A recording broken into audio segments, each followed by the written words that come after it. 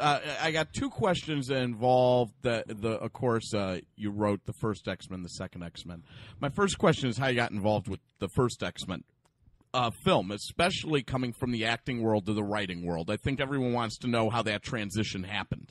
Well, it's a pretty insane story. I'm all about them. I've told it in great detail in some documentaries and books and stuff, but the thumbnail is, in 1998, I produced and starred in a little art house film called Burn, and my friend Brian Singer, who had just directed the movie Usual Suspects, and so he put his name on the film, and I took it out, and we made this film for about $250,000, and we had it set up at a studio, and then the deal fell apart, and the movie never got put out, and I was really depressed, and I was broke, and I had no money.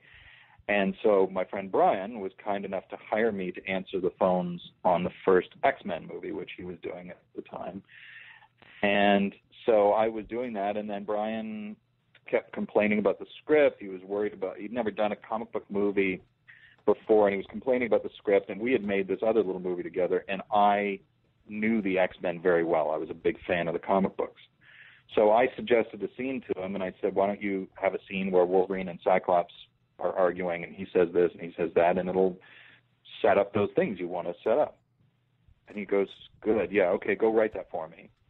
And I figured he was kidding, because it was an $80 million film, and but I wrote the scene, he put it in the movie, and then he started, having me stay at the office. Like, everybody would go home, and I would stay from 10 o'clock till 2 in the morning rewriting the script. And by the time the studio found out about it, I'd rewritten over half of it, and they were forced to make a deal with me. And so they brought me up, so they did, and they brought me up to Canada for 8 months, and by the time the movie was finished, I got sole credit, because I'd done so much work on it. And that was it. So that was my first writing job. Was on X-Men. So then from that you got involved in the second movie, but I think my question then is the two other writers involved. I always forget their names. Michael Dougherty and Dan Harris. Thank you, Dan Harris. I just had dinner with the other day. Okay. So there's two other writers involved. Are you guys working together, or was this a situation like the first one where you're popping in, writing a scene here, a scene there, some ideas here, some ideas there, or are you working with Dan Harris and Michael Dougherty on the actual script? No. So what happened was I worked on XMen II for about a year, and then they were going to go off to Vancouver to shoot it, and I had to go to Australia because I was producing a pilot for Warner Brothers. And so Brian brought in these two guys to do the on-set rewrite. So no, we never worked together, but the script is a collaboration in the end.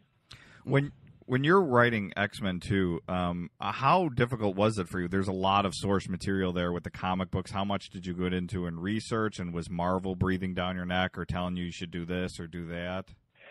No, not really. I mean, Avi Arad was running Marvel at the time, and he and I got along very well. So, they would express their thoughts to me, but nobody, Fox would breathe down your neck.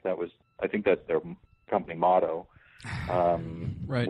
We'll breathe down your neck, or we'll tear your head off and poop down your neck. Something like that. I'm sorry, what was the question? The other part was about the source material.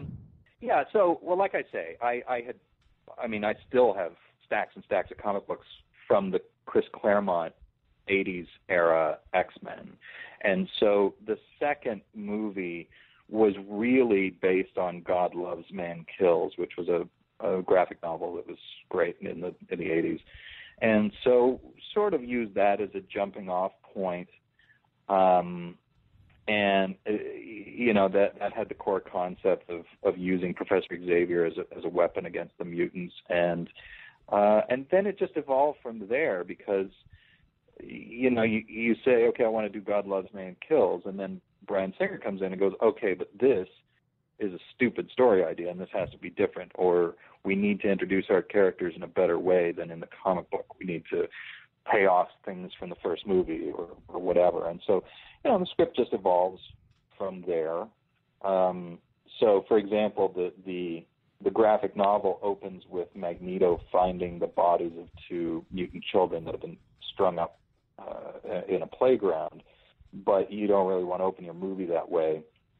And the Auschwitz opening of the first film was so beloved that we were like, okay, we need an opening that can, hopefully top that. And so, Brian and I came up with the concept of Nightcrawler attacking the president and creating this big political firestorm. Okay, over mutants. Okay, that makes a lot of sense. I was going to then bring up that you talked to me about the process with Black Widow, which didn't go, and how much of your script was used for the final version of Watchmen. Black Widow, I was attached to write and direct Black Widow about 10 years ago, and so I wrote the script, and everybody seemed pretty happy with it, and we were, I think it was with Lionsgate, and we were, getting ready to gear up on the film, and then 3 films came out all at once, Blood Rain, Ultraviolet, and Eon Flux. Oh, wow. And all of them had ass-kicking female leads, and they all died. Yeah, they all bombed. Horrible death. Oh. Yeah. So that was the end. Those movies came out. I think Eon Flux came out, and then by the next Wednesday, they called and said they were tanking the movie. So that was really heartbreaking. And Marvel at that point decided we're going to focus on the big movies and not do any more movies like The Punisher or whatever for a while. Mm. So I don't know. Hopefully that will come back around, or it won't. And then Watchmen. Well, I worked for 9 years on Watchmen. Holy shit! Wow. How many times you get paid to work 9 years on something? 9 times?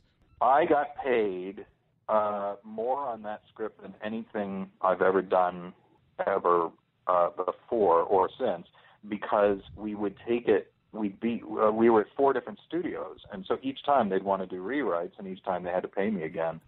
So I got paid 4 different times for rewrites on the screenplay, which was quite a bit. Alan Moore never wanted to see Watchmen get made a movie, but he said if it were to get made a movie, the best possible script was yours. That's a huge compliment.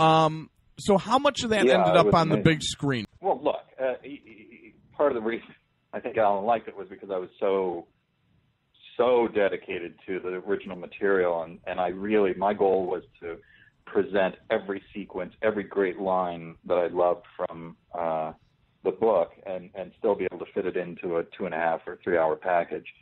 So, as the film is very close to the book, so it's very close to my script. The only difference between what Zack Snyder and Alex C. What they did was they set it back in the 80s. I had made it modern day, and then I think a few of my jokes got cut. I wanted a little. It's pretty bleak, and I wanted it a touch lighter. But there's a few in there. Like I added in when the comedian's like, you people are all nuts. You think you're going to save the world and blah, blah, blah, blah, blah. And then Dan Dryberg says, I think we should agree on no drinking at meetings. And so that was one of mine. Okay. And I added in the line, Rorschach doesn't say anything when he kills the child molester and his dogs. And so he says, just arrest me.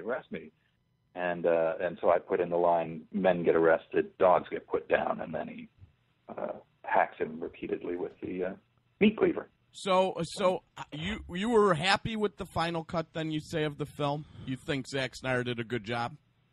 My favorite cut is the ultimate cut, which I don't know if you've ever seen that. I mean, I think very few people have. No, I don't have 10 hours, but, I mean, I'm sure it's good.